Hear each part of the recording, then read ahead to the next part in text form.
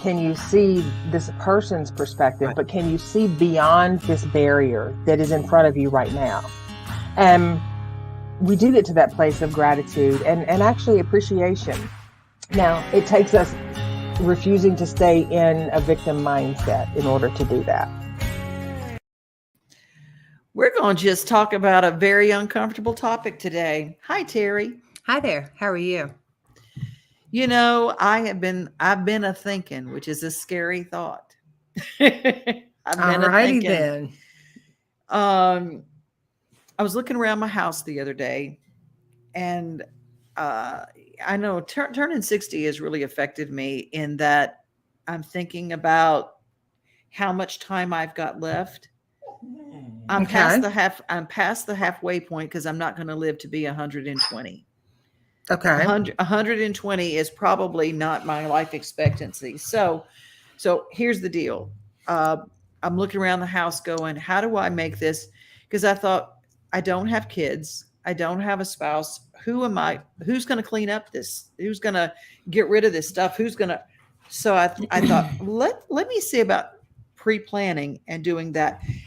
You work in an industry as a death doula, helping people pass. Yeah. Is there peace when someone is well prepared? For them or for their family? Both. Well, for them, yes. For their family, it depends. It depends on what their family's relationships were with them. But anyone who is dealing with, well, it doesn't even have to be end of life. It can be, if you look around your house and it's just like, wow, this stuff doesn't really bring me happiness. It doesn't bring me joy. It's just kind of stuff. Then start thinning that stuff out so that when you do transition, you don't have your family members coming in there and going through your panty drawer and, all the private stuff that you might not want people to see, or all the sentimental and emotional stuff. Because a lot of times what happens when people pass, their loved ones have a really hard time letting go of physical things because their loved one is now gone. And so they want to hold on to everything that their loved one had. And then some people are just like back a U-Haul up and put it in the dumpster. So it really, I think planning is, as an end of life doula, I believe planning is always in our best interest. And that's down to doing your will, planning out who you would like to have to bequeath certain things to. If you want to give a certain piece of furniture or whatever to someone, have that in writing. Do guardianships for your animals, because if you pass away and your animals are not already taken care of, then that puts a stress on the family. And a lot of times, unfortunately, animals are just taken to shelters or pounds. It all the time. I get calls every week of someone whose loved one passed away, and they go, "Can you take this animal?" Candy says, "That's what I'm trying to do now." She's doing it. Michelle joins us, and Elizabeth is with us. Hi, guys. Glad to have you guys with us. This is a topic. We're going to take all the mystery out of it. We're going to talk about the peace in planning. The peace in planning. And I didn't even ask Teri about this. I asked a friend of mine who's an expert in planning. He's my friend, Randy Nash from Sumner Funeral and Cremation in Gallatin, Tennessee. Hey, Randy, how are you? I'm doing well. How are y'all? Hey, Randy. I always see you with a suit on, and I didn't even give you any prep. You got your golfing wear on today because you don't work all the time. It's not golfing wear today. Where you got some stuff coming in on a shipment of supplies coming in for our crematory, and I'm anticipating that. And since it's 100 degrees outside, I'm not going to do it in the streets. Understandable. Well, I wanted to ask you. You do a lot with pre-planning and helping people, and I know your website is just filled with stuff. A lot of people they get so caught up in preparing like life insurance and stuff like that, but they forget the quote unquote death insurance, the stuff to make your end of life plans. Do you see when you have families that come in, is it helpful when a family walks in and realize everything's already planned? Oh, absolutely, absolutely. It eliminates so many questions because when a when a person's passed away without communicated to their family anything that they want done at all, there's a lot of decisions to be made and a lot of things that are done during a very emotional time, and a lot of tough decisions. And so we encourage people to pre-plan. Even if it's just coming in and putting a pen to paper and just writing down what your wishes are, putting in a file and telling your family about it, or even if it's just having I love a legal pad. I've got them everywhere. Mm-hmm. Even if it's just taking a legal pad and writing down some things and making sure your family knows where that's at, that's a huge help. Yeah, it doesn't have to be fancy. It doesn't at all. It doesn't at all. And there's an old statistic that's a few years old. It's probably a little more now. It used to say there was 125 decisions to be made when somebody passes away. And I would dare to say that that's more than that now because of different things that have happened and taken place. But just having some sort of permanent plan in place, that's a lot of T's, but permanent plan in place, that so your family knows what's going on. You have peace of mind because you've made the decisions, and it just honestly makes things easier for everybody. You can't plan enough. I've had people that have literally come in and just written some stuff down and put it in a file. We have people that come and pay for it in advance. A lot of people do that actually. I've had people down to, I had a lady one time who we had everything down there clothes. Years ago, funeral homes used to store clothes for people, and some funeral homes probably still have closets and wardrobes full of clothes for people with their name on it because they would go ahead and bring their clothes to them. I had a lady one time that came in, she pre-planned her funeral, she changed a couple of things a few times. She had envelopes in there for a card and money for the preacher. She wanted a card from her. She had money in there for her family to have lunch after the funeral. She had everything, and she had just like a packet on her envelope in her file and everything. I knew everything that she wanted done. Wow. So I'm not saying that every one of it needs to be that detailed, but it definitely is helpful. Yeah. Well, we're having a little problem with a little bad connection there, so I'm gonna free you to go and do your part. But I appreciate your time here. I'm sorry. That's okay. What is your website so people can get in touch with you? Sumner. Our website is sumnerfuneral.com. Sumnerfuneral.com. So if anybody has questions, Randy's great. Let me see if I can do it. Is that better? Oh my gosh, yes. It's these earphones. Sometimes they are not as good, but sumnerfuneral.com is our website.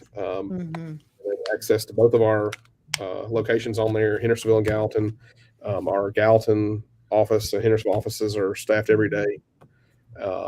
We're available. We also have a pretty big presence on Facebook. You can also contact us through our Facebook pages for each location. And if it's just a question, even if you're not going to use our funeral home and you have a question, I'll be glad to answer questions for you. That's why I ask you, because now Candy was saying there's a bad connection. She wanted to ask. She said, so I'm going to prepay for my cremation too, so that my family doesn't have to worry about any of that. I mean, that kind of stuff. Those are things that your family needs to know. Teri, have you had people that, because you deal with people in transition all the time. That's what you do. And do you have people who have not made any plans whatsoever, and the family comes in there and they're emotional over the passage, but they don't know, they just kind of are overwhelmed. I don't know what to do. Sure. I mean, families generally are overwhelmed regardless, even if they see it coming, if it's an illness, if it's depending on, cancer, whatever it is. Families are typically overwhelmed when that transition happens, even if it's something that's expected.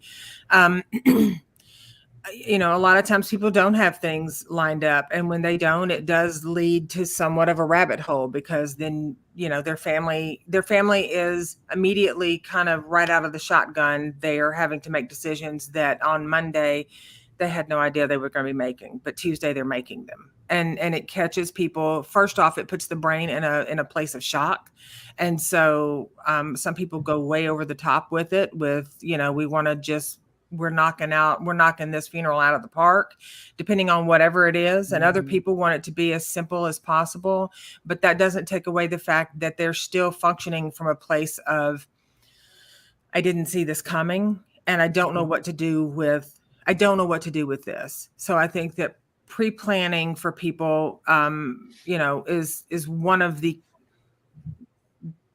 to say it's an act of kindness. It is an act of kindness and respect for the person who's going to be passing away. Because let's be real, we don't know. Just because we're getting older doesn't mean that we're going to, live to be 80, and it doesn't mean that you won't die when you're 12. So not that 12-year-olds would pre-plan, but some of them have actually. But I mean, there are. You can't go wrong with putting everything in writing. I have a dear friend who passed away back in late February, early March, and she was elderly and she wanted to be cremated, but her son did not know that she wanted to be cremated. And so he went toe to toe with the rest of the siblings, and she had a funeral and was not cremated. So that goes against, what her wishes were, because she told a few people, but she didn't put it in writing. And then you get into sticky situations with siblings, family members, spouses, and all of that. So, and that's a very tender time for people. So being direct, but also compassionate is huge. Can I piggyback just 2 seconds? Sure. Totally agree with everything Teri just said, 100%.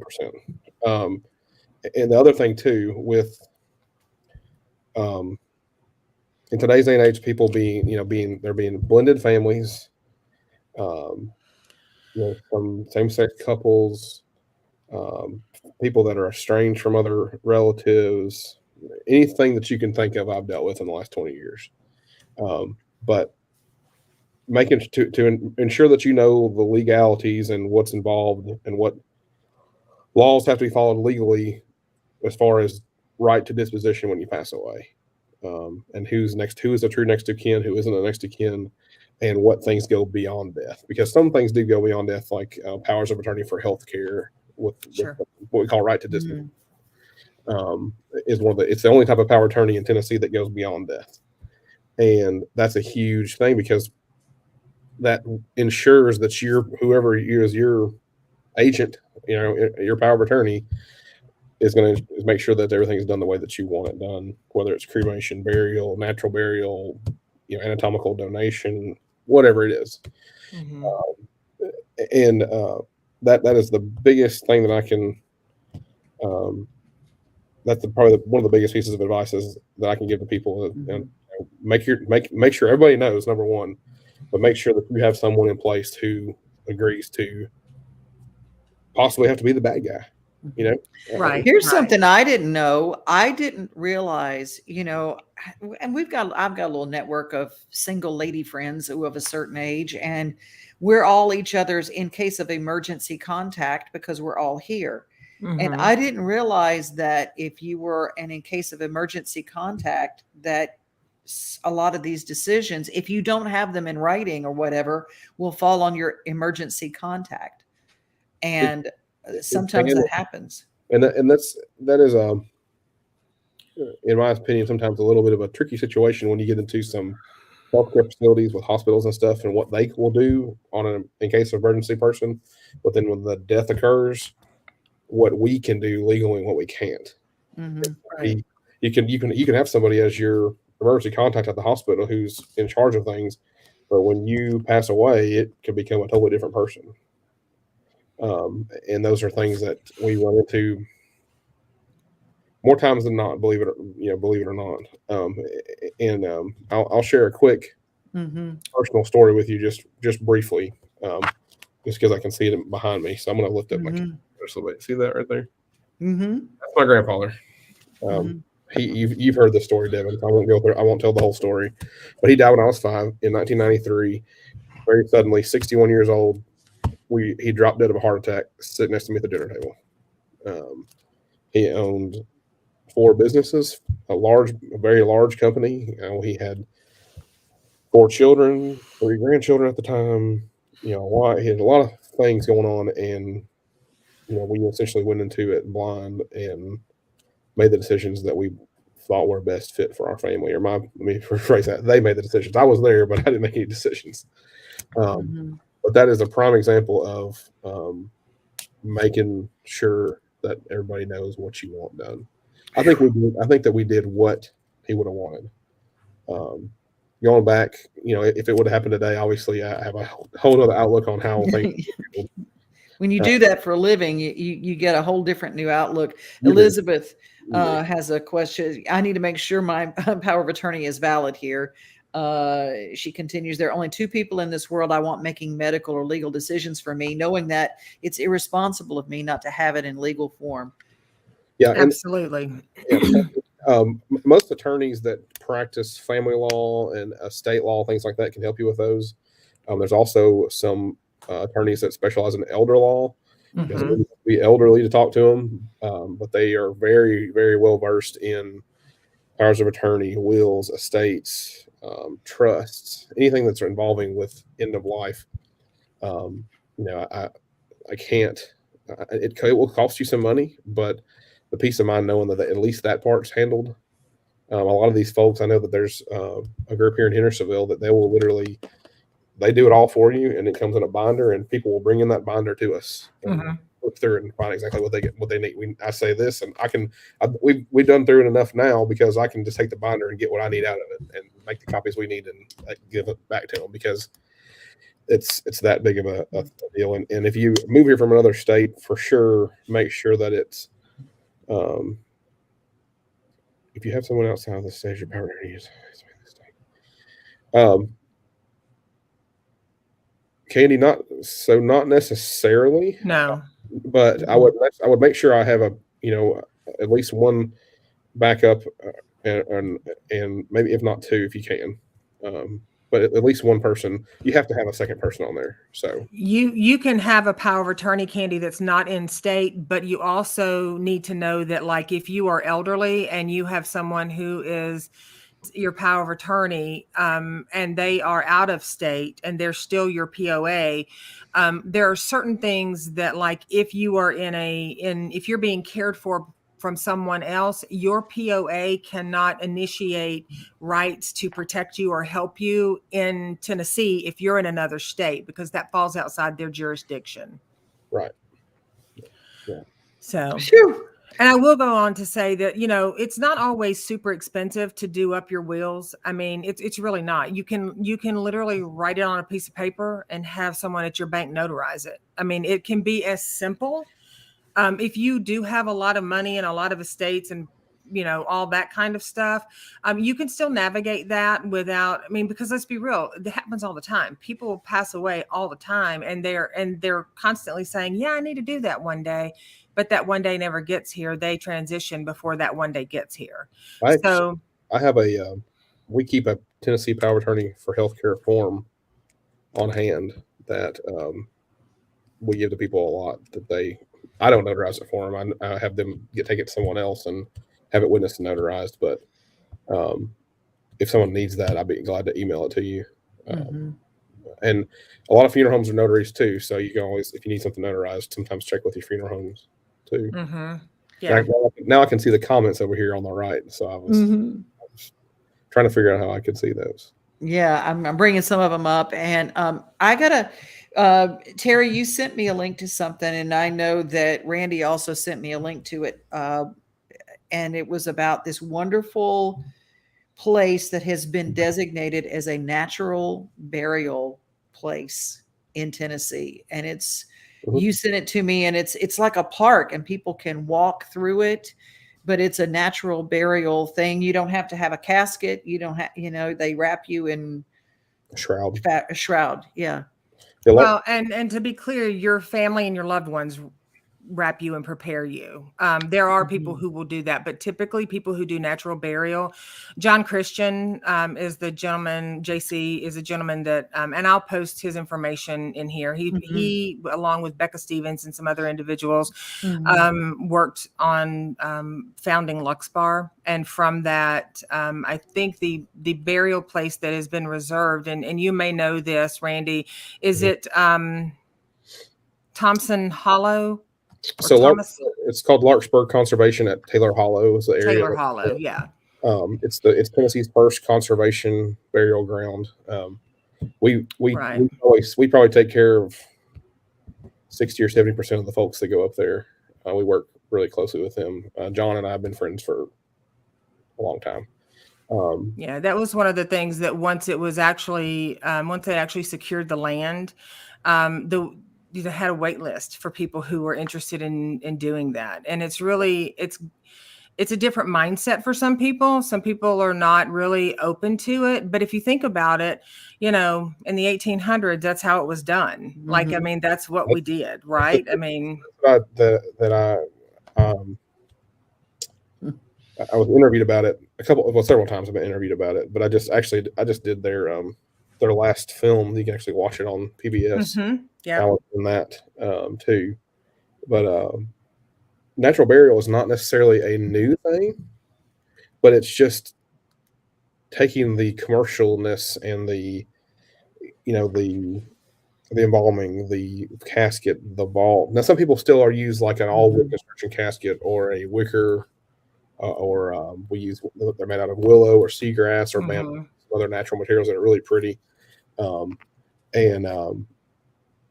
But just taking it, back to nature, literally. And one of the things I always hear from people is, well, that's not what we expected. Well, if you're expecting it to go to Larkspur and pull in and see woods surrounding a perfectly manicured cemetery, that is not what it's going to be. No, it is a beautiful place. It's peaceful up there.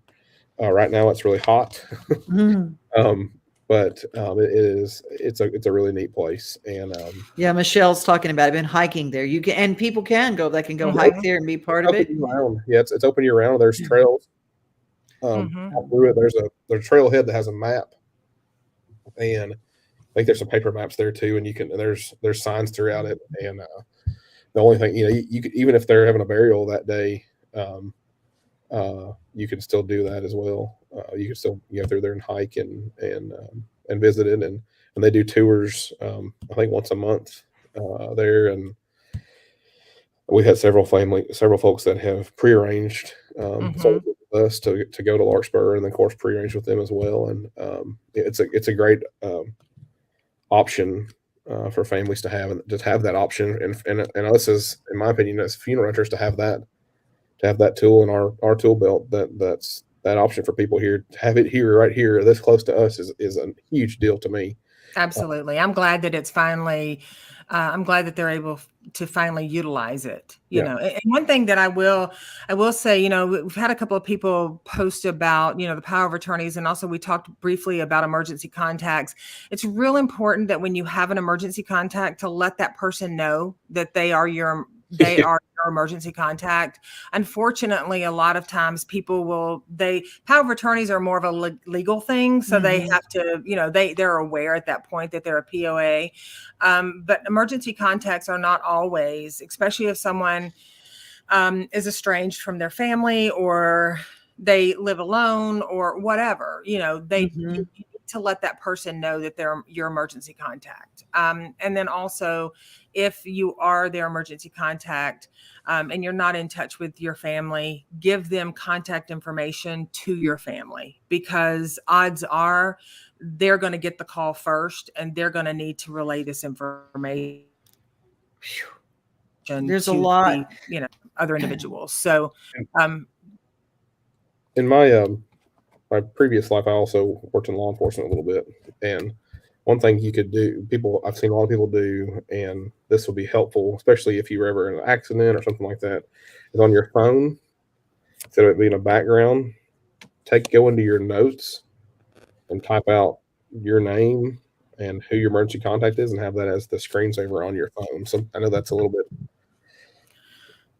little bit touchy, maybe having that information around the open. But if you can, you may not be able to get into your phone. But if I could tap it and see that, then somebody can contact those people. That's actually a really good idea. I've And never even heard of that. Making sure somebody else has your passcode to your phone besides you, because I mean, I've got 15,000 pictures on this thing of my children and my family and everything else.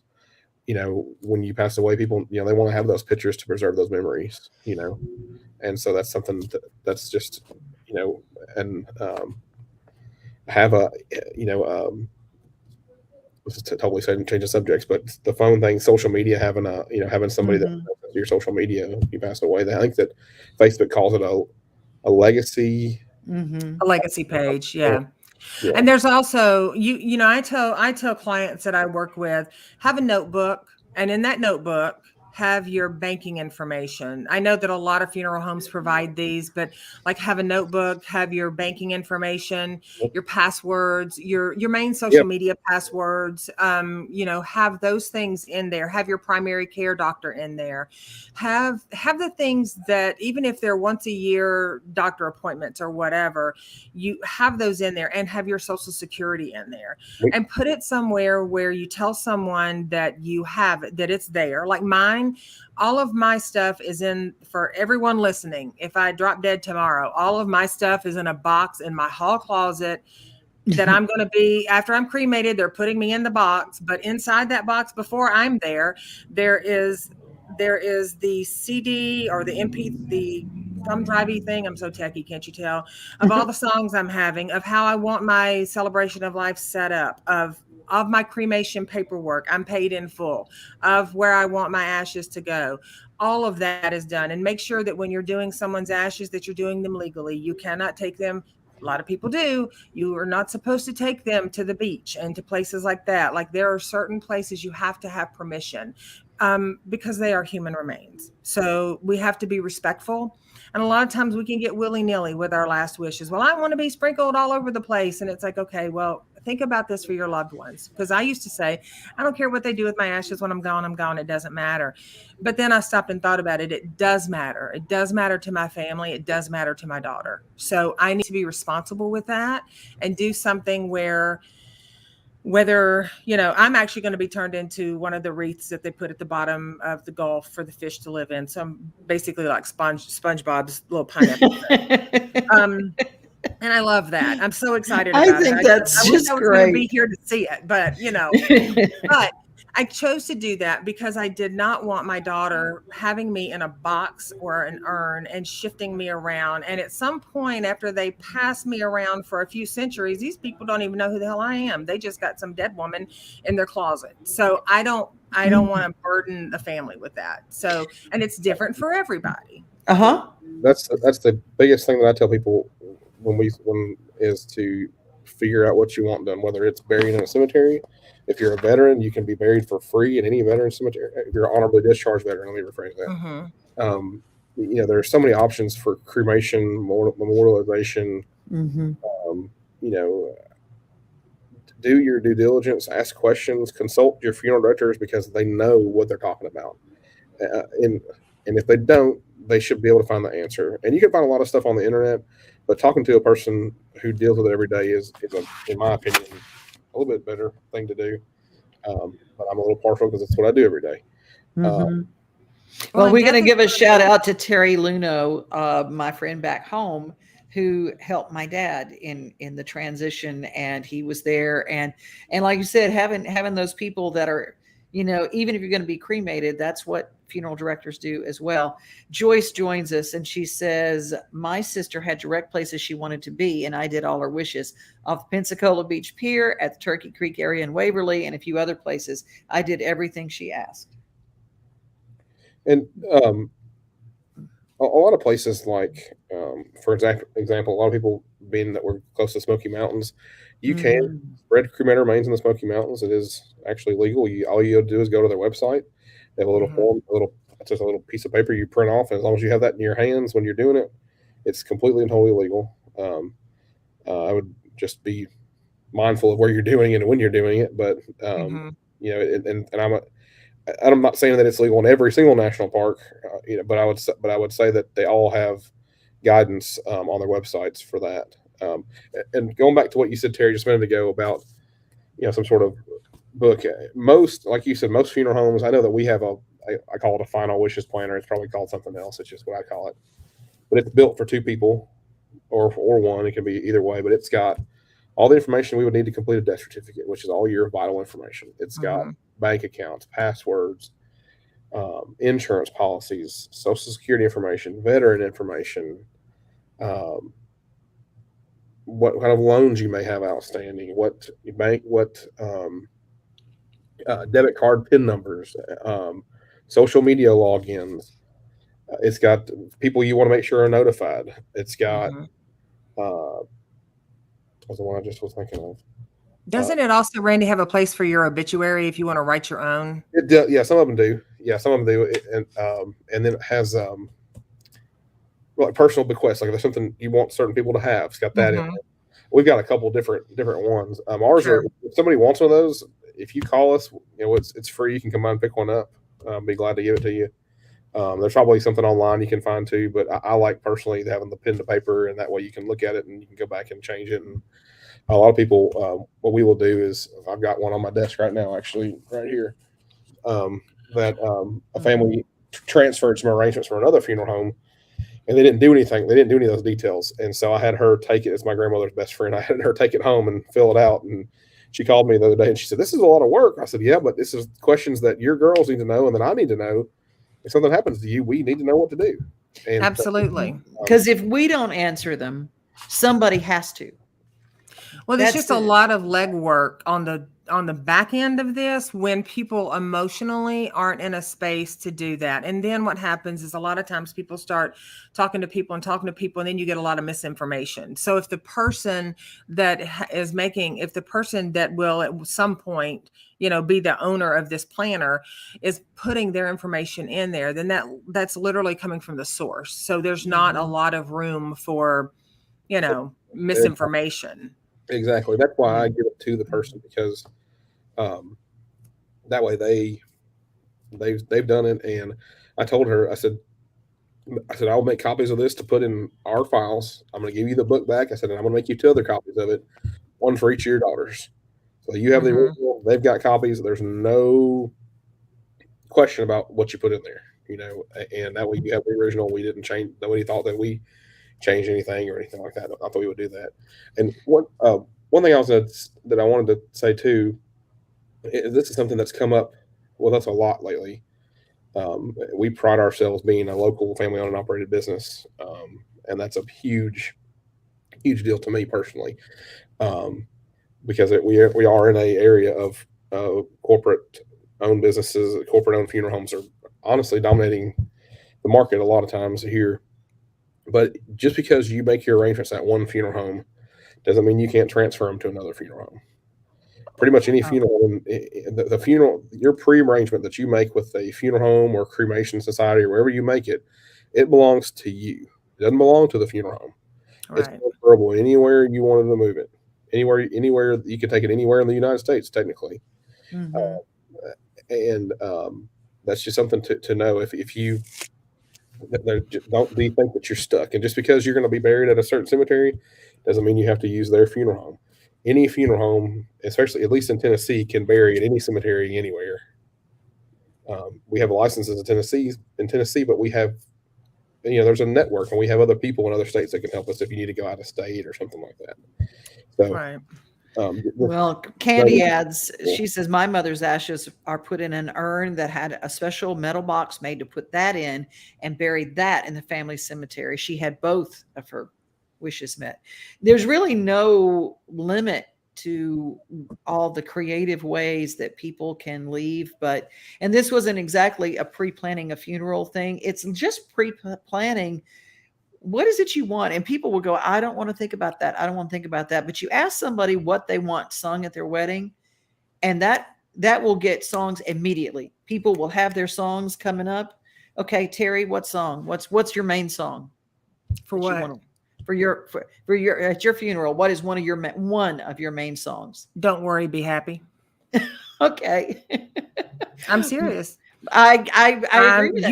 You know me. I mean, there's not going to be, and again, again, it's completely different because some people are very somber and it's the old rugged cross and it's go high on that mountain. And other people are, don't worry, be happy. And other people are John Lennon, and other people are just instrumental.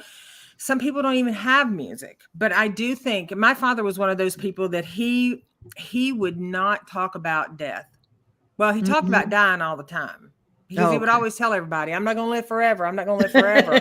But if you said, well, what do you want done when you die? Well, I'm not talking about that. So people have this misconception that if they talk about death, they're going to actually like speak it into existence. And if they talk about it, suddenly they're going to get ran over in the Walmart parking lot and they're going to die. That's not it at all. I mean, we take a very heavy topic and bring light around it because there are, this is one topic that really needs to be normalized so that people aren't afraid of it, so that people have the conversations, so that people don't think funeral homes are out to price gouge them, so that people don't think that if you are buried in natural burial, somebody's going to come get you in the middle of the night. There's all these things that we allow ourselves to be kind of mentally bullied into believing, when at the end of the day, it's really your curtain call. So who better to design that, plan that, and have people that you trust execute that for you than yourself? Like, put yourself in the driver's seat of that and allow that to happen. You're not jinxing yourself if you talk. My death is my burial stuff has been planned for 15 years. Oh, wow. I've had it done for 15 years. And when I sat down with the guy and talked about my cremation, I know that he thought to himself, Lord God, help me. I don't know who this woman is, but I have having decades of sitting with people when they transition, I don't see it as a scary thing. I see it as this is something that is ultimately each individual's responsibility. And we should not pass that along to someone else to be responsible for. Amen. And it doesn't matter how old we are. And like Elizabeth, music of the night from Phantom of the Opera was played for her grandfather. And Joy says, my aunt's song was Let's Go Out in a Blaze of Glory. I mean, to me, and yes, when we're talking about funeral type things, when we're talking about funerals, they're really made for everybody says, well, it's made for the person that's passed away. Not really. It's made for the survivors, because that's, pretty much people get together and just kind of shoot the shit. And then, the person is there, if we're being real. And that's not being disrespectful. That's just, it's kind of a reunion of sorts. So it really is for the survivors. But knowing that you have your power of attorney and you have a backup, because if you have signed somebody, if you're 60 and you've assigned an 80-year-old your power of attorney or your emergency contact, you might want to back up, because if you live to be 80, odds are that person is not going to be around to have your back. So have your power of attorney, have your emergency contact, have your wishes laid out, speak clearly to your children and your friends about it. If you want to donate your body, then you have to know that if your body is donated, they have to pick it up within a certain amount of hours after you pass away. If they don't get to you in that time, you got to come up with a plan B, because they can't take a body that's been out, not, discovered or whatever for days. So, there's certain things that you have to have in place, and don't be afraid. Don't be afraid to reach out to professionals that do it. Don't be afraid to reach out to people that, someone like Randy or someone like myself that help people get these, they're called advanced directives, to help them get their directives in place so that you're not worried about it and you're not freaking out about it. And most of all, your family's not worried about it. Because a lot of times, people might have, if we want to call it the good fortune, to know that they've got a window to work with and to start getting things together, getting their affairs in order, as the saying goes. Some people aren't that fortunate. Some people, like Randy's grandfather, pass away at the dinner table. So you have to be, we don't have to be, we can all be irresponsible if we want to be, but it works in our favor to be responsible with this one true gift that we have that we call life. So to honor it as such and to let our loved ones know what we want, and to add to that, having a book that's completely filled out. And when you change the password because Facebook locked you out, I know it's a pain in the butt, but get the book out. Even if you've got to do Post-it note on top of Post-it note, if you're one of those people that can't ever remember your passwords, and update that book constantly, Yes, have the book. Just closing out. Candy Seaton. Candy says, I want a celebration of my past life. Best one I saw was a friend who wanted her husband to sing the song that was their song and wear a red cowboy hat that lit up. It was very cool. I just love that. And Linda, glad that you're here. I performed and directed in musical theater, so she has a lot of 11 o'clock numbers from the shows, the showstoppers. She wants it to be a great last act. Absolutely. That's the joy that we have in the celebration of lives. And thank you, Randy, for joining us. I know I put you on the spot, but I knew that you had some great stuff, and he has a lot of free resources on your website. Would you give that one more time to everybody? Sumner, SUMNER funeral.com. Thank you so much, Randy. We're going to say goodbye to you, and then Terry's going to put a bow on this puppy. See you guys. All right. Bye-bye. Bye. Thank you all for joining us today. I know today was an unexpected and maybe heavy topic, but it is a topic that needs to be normalized, because having our affairs in order long before our affairs need to be in order is one of the best gifts that we can do for ourselves and our family members, no matter where they fall on that tree. Because some of us have family members we talk to all the time. Other of us don't have family members that we don't ever see. So having that emergency contact, having that power of attorney, having the next of kin, which doesn't always mean that they're the power of attorney or the emergency contact. And, having your wishes put out, having your pups taken care of, those are all things that are, they can feel scary, but here's the thing, you have complete autonomy over that. So you can change it at any time. And I did not know we were doing this topic today, but I did post earlier in the week and a few months back that I'm planning on doing an end of life type workshop, and it's going to cover a lot of this, as well as how to hold space for your loved ones when they are actively transitioning. We don't normalize death, and we run from it. We've been taught as a society to run from it, and that running from it keeps us very disconnected from it. So when we normalize it, not to be desensitized from it, but normalize it, then we're able to have those conversations that we can come to the table and, we can share with people. It just made me tear up. I'm getting, you guys are sending all these thank yous, and Candy, thank yous, and Elizabeth, thank you for talking about the hard stuff, and Linda weighing in from Florida saying, bravo, this was excellent, sending love and sunshine. And it hit me emotionally, because these are things that I go, this was a Holy Spirit moment. I just had this overwhelming thing. It's like, talk about this, bring it out into the light. Because transitioning is not darkness. Transitioning is light, and it's the true light. But there is peace in the preparedness. There's peace in the preparation. And yeah, I've worked with people before that don't necessarily have a religious affiliation, because they're agnostic, and their family is very religious, and they don't want all of the pomp and circumstance. They want their own way. And if they hadn't had that written out, I know one client that didn't have it written out, and their family went to a full-on Catholic funeral. And that's not, in fact, honoring their wishes. It's honoring the family's wishes. And that is truly a travesty when it comes to an individual. So having your stuff written out, it's important. And you're important enough to be honored. So take charge of that. Absolutely.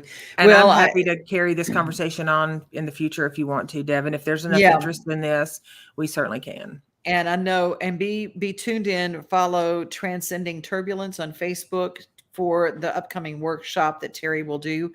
I know that we've had some few malfunctions today. I know that right now it stopped broadcasting on Transcending Turbulence. We can share it from one of our other pages after this. So this does stay up on my pages and on Twitter and on YouTube all the time. And so we have it where we can put this whole thing down. But and Elizabeth says, I can tell you Teri's workshops are simply incredible. Yes, they are. Thank you, Yay. Elizabeth. Shout out. All right. Well, we're just have a great rest of your day, everybody. Teri, you have a great rest of your day. I will. And as always, we appreciate you all showing up and sharing with us and treading the water with us when we go in these off topic and sometimes heavy conversations. So until we see you next week, I hope that you guys all increase your peace and have a great day. See ya.